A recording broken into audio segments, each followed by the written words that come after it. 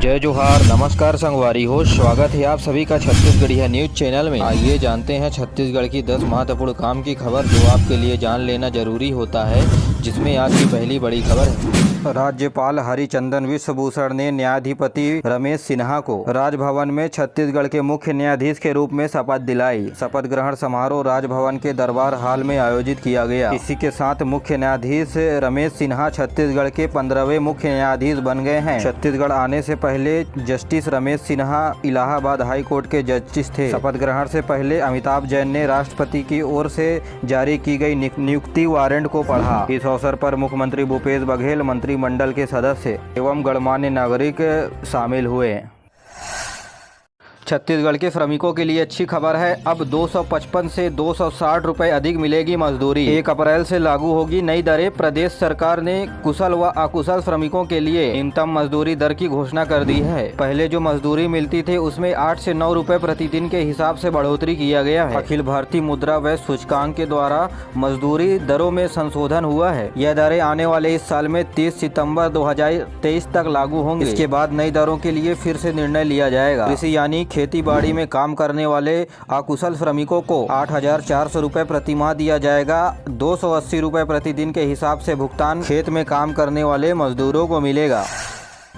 चुनावी साल में प्रदेश के बिजली दरों में वृद्धि नहीं की गई है। आम उपभोक्ताओं के साथ उद्योगों को भी मिलेगी राहत। बिजली विभाग को 2,950 करोड़ रुपए का घाटा हुआ है। इस घाटे को राज्य सरकार की ओर से 2,924 करोड़ रुपए देकर भरपाई किया गया है। इलेक्ट्रॉनिक बाइक को 5 रुपए प्रति यूनिट के हिसाब से बिजली दिया जाएगा। प्रदेश की वर्तमान स्थिति की बात करें तो बिजली दरों में घरेलू उपभोक्ताओं को 3 रुपए 70 पैसे प्रति यूनिट की दर से बिजली बेची जाती है, तो वहीं गैर घरेलू यानी वाणिज्यिकी और दुकानों में लगाए जाने वाले उपभोक्ताओं को 5 रुपए 85 पैसे प्रति यूनिट के हिसाब से बिजली बेचा जाता है। तो वहीं किसानों को 1 HP यानी 720 यूनिट के लिए 100 रुपए का भुगतान किया जाता है। देश भर में सभी वर्गों का वेतन बढ़ाया जा रहा है। इसी कड़ी में मनरेगा के मजदूरों के लिए अच्छी खबर है। महात्मा गांधी रोजगार गारंटी योजना में काम करने वाले मजदूरों के मजदूरी दर में 17 रुपए की बढ़ोतरी की है। 204 रुपए की जगह में 221 रुपए मिलेगा। केंद्रीय ग्रामीण विकास मंत्रालय में मनरेगा के अंतर्गत वित्तीय वर्ष 2023-24 के लिए प्रतिदिन मजदूरी दर राजपत्र में प्रकाशित कर दिया गया है। 1 अप्रैल 2023 से प्रतिदिन 204 रुपए की जगह में अब 221 रुपए मजदूरी मिलेगी। मुख्यमंत्री श्री भूपेश बघेल ने प्रदेशवासियों को रामनवमी की बधाई और शुभकामनाएं दी है। इस अवसर पर उन्होंने प्रदेशवासियों के सुख समृद्धि खुशहाली की कामना की है। छत्तीसगढ़ में मुख्यमंत्री ने कहा, कण कण में मर्यादा पुरुषोत्तम भगवान राम बसे हुए हैं। यह हम सबके लिए गर्व और हर्ष की बात है। छत्तीसगढ़ में भगवान राम का ननिहाल रहा है। उन्होंने अपने वनवास का अधिकांश समय छत्तीसगढ़ में बिताया है। वनवास काल के दौरान श्री राम छत्तीसगढ़ के जिस मार्ग से गुजरे थे उसे राज्य सरकार द्वारा राम वनगमन पर्यटन परिपथ के रूप में विकसित किया जा रहा है।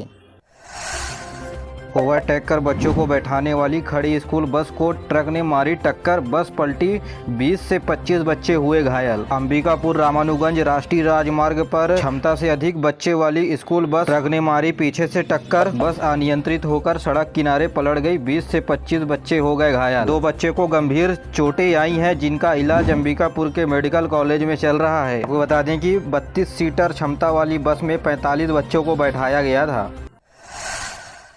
छत्तीसगढ़ के पूर्व मंत्री और भाजपा के नेता महेश गागड़ा पर गंभीर आरोप लगाया गया है। बीजापुर से कांग्रेस विधायक विक्रम ने बड़ा आरोप लगाते हुए कहा, गागड़ा ने तेंदुपत्ता ठेकेदारों को ब्लैकमेल कर 91 लाख रुपए वसूले हैं। विधायक के आरोप के बाद पूर्व मंत्री भाजपा के नेता महेश गागड़ा ने प्रेस कॉन्फ्रेंस कर बताया कि विधायक ठेकेदार के प्रवक्ता बन बात कर रहे हैं। मुझ पर यह आरोप घटिया और हास्यप्रद है। सरकार उनकी, पुलिस उनकी, विभाग उनका, चाहे तो कुछ भी आरोप लगा दे। भाजपा के पूर्व मंत्री महेश गागड़ा ने कहा कि 10 दिनों के भीतर मुझ पर लगाए गए आरोप सिद्ध करे, नहीं तो मैं मानहानि का केस करूंगा।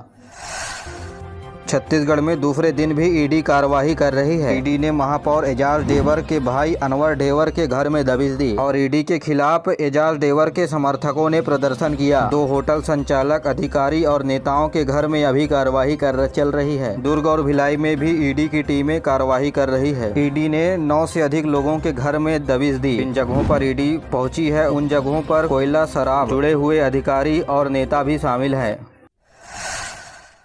छत्तीसगढ़ में कोरोना मरीजों की कुल संख्या बढ़कर 40 हो गई है, जिसमें रायपुर से सर्वाधिक 17 मरीज, दुर्ग से 10, बिलासपुर से 7 और कांकेर से 3 मरीज मिले हैं। महासमुंद और सरगुजा से भी एक एक मामला सामने आया है। इस मामले में राज्य महानियंत्रक डॉक्टर सुभाष शुक्ला ने बताया कि लोगों को अब सावधानी बरतने की जरूरत है। प्रशासन ने सैंपलों की जाँच को बढ़ा दिया है। और अब पेश है मौसम का हाल। प्रदेश के कुछ जगहों पर गरज चमक के साथ बारिश होने और छींटे पड़ने की संभावनाएं हैं। मौसम विभाग के अनुसार राज्य के सीमावर्ती क्षेत्रों में द्रोणिका बनी हुई है। प्रदेश के कुछ हिस्सों में बारिश होने की संभावनाएं हैं। वहीं एक दो स्थानों पर ओले पड़ने के साथ अधड़ चलने की भी संभावनाएं हैं। छत्तीसगढ़ के सुकमा जिले में हिंदू और मुसलमान समुदाय के बीच रामनवमी का बैनर लगाने के चलते बवाल हो गया। विवाद बढ़ता देख मौके पर पुलिस पहुंची और लाठीचार्ज कर दिया। पुलिस के इस कार्रवाई से करीब 3 से 4 लोग घायल भी हुए, जिसके बाद मंगलवार को हिंदू संगठन के लोगों ने सुकमा बंद का आह्वान किया था, जिसका व्यापक असर अगले दिन देखने को मिला। गली मोहल्ले से लेकर मेन मार्केट तक सन्नाटा पसरा रहा। हालांकि दिन भर तनावपूर्ण माहौल के साथ शाम को मामला शांत हो गया। कुपोषण को मुक्त करने के लिए प्रदेश के सभी जिलों में होगा फोर्टिफाइड चावल का वितरण। प्रदेश के प्राथमिक, अंत्योदय, एकल, निराश्रित, निःशक्त जन श्रेणी के राशन कार्ड धारियों को 1 अप्रैल से मिलेगा फोर्टिफाइड चावल। राज्य सरकार ने पोषण सुरक्षा को बढ़ावा देने के लिए कोंडागांव जिले से शुरू की थी फोर्टिफाइड चावल का वितरण अभियान। महिलाओं एवं बच्चों में कुपोषण एवं एलीमीनिया को दूर करने के लिए राज्य सरकार ने सभी जिलों के शासकीय उचित मूल्य की दुकान, सोसाइटी में फोर्टिफाइड चावल का वितरण करने का फैसला लिया है। अब प्रदेश के सभी जिलों में आगामी माह 1 अप्रैल से फोर्टिफाइड चावल का वितरण होगा। पहले प्रदेश के 14 आकांक्षी जिलों में चावल का वितरण होता था। Iron, folic acid, vitamin B12 से युक्त होगा, जिसमें बड़े व बच्चों को खून की कमी नहीं होगी तथा खून निर्माण एवं तंत्रिका तंत्र को सही ढंग से कार्य करने में सहायक होता है। कई स्थानों पर फोर्टिफाइड चावल को लेकर प्लास्टिक चावल होने का भ्रम सामने आया है। दरअसल फोर्टिफाइड चावल सामान्य चावल से अधिक चिकना और अलग दिखता है, लेकिन वह प्लास्टिक नहीं है। इसकी मात्रा चावल के 100 दाने में एक फोर्टिफाइड चावल मिलाई जाती है।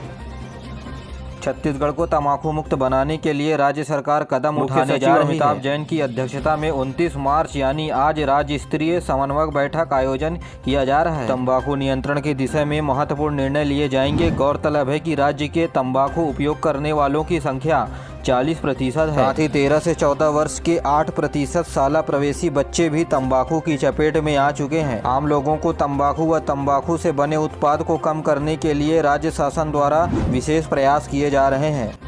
छत्तीसगढ़ उच्च न्यायालय के नवनियुक्त मुख्य न्यायाधीश रमेश सिन्हा राजभवन के सेंट्रल हॉल में शपथ लेंगे। शपथ ग्रहण के तैयारियों को अंतिम रूप देने के लिए मुख्य सचिव अमिताभ जैन ने अधिकारियों के साथ बैठक ली। बैठक में अधिकारियों को जरूरी व्यवस्था करने के निर्देश दिए हैं। आपको बता दें कि छत्तीसगढ़ के मुख्य न्यायाधीश का शपथ राज्यपाल के द्वारा दिलाया जाएगा।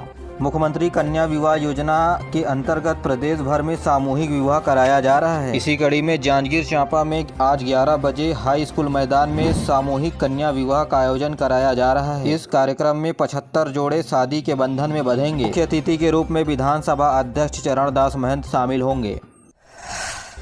राजधानी रायपुर समेत प्रदेश के कई शहरों में बीते दिनों मंगलवार को ईडी ने छापा मारा। प्रवर्तन निदेशालय यानी ईडी की टीम ने सुबह भिलाई, बिलासपुर, कोरबा, रायपुर और रायगढ़ में छापा मारने की कार्यवाही की। कोल परिवहन से संबंधित अवैध जमीन की खरीदी बिक्री को लेकर के ईडी की टीम ने छत्तीसगढ़ के 5 जगहों पर छापा मारा है। समाचार मिलने तक ईडी की कार्यवाही चल। प्रदेश के मुख्य सचिव अमिताभ जैन ने अधिकारियों को कहा है कि आने वाले सत्र में शाला प्रवेश उत्सव के लिए सभी तैयारियां प्रदेश के पूरे स्कूल में पूरी कर लें। मंत्रालय में समग्र शिक्षा कार्यक्रम के दौरान कहा कि छात्रों को पुस्तक, ड्रेस और मुफ्त में साइकिल बांटने की योजना बना लें।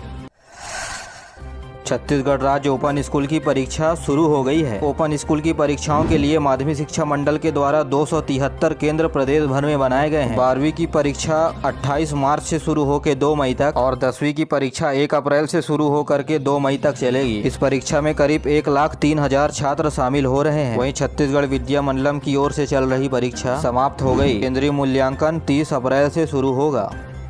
पिछले 24 घंटे में सड़क हादसे के दौरान 4 लोगों की मौत और 20 लोग घायल हो गए। महासमुंद जिले में नरतोरा के पास राष्ट्रीय राज क्रमांक 53 में बीती रात एक पिकअप ने सड़क किनारे खड़े ट्रैक्टर से जाकर टकरा गई। इस दौरान पिकअप में बैठे 3 लोगों की मौके पर ही मौत हो गई, वहीं 20 लोग घायल हो गए हैं। वहीं भिलाई के डबरापारा में सड़क दुर्घटना के दौरान एक छात्र की मौत हो गई। सूरजपुर जिले में 2 युवक की जान लेने और एक युवक को घायल करने वाले बाघ को पकड़ लिया गया है। वन विभाग की टीम ने बाघ का इलाज करने के बाद रायपुर के जंगल सफारी के लिए रवाना कर दिया है, जहां इसका अच्छे तरीके से इलाज किया जाएगा।